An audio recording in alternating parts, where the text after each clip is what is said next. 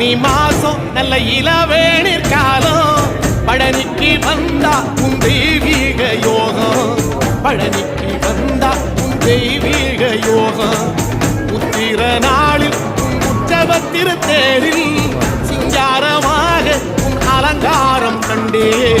அலங்காரம் காண நான் ஆனந்தமானே கைலாசன் மகராசாகும் வாசல் வந்தேனே முடியான பன்னீரால் அபிஷேகம் கண்டேனே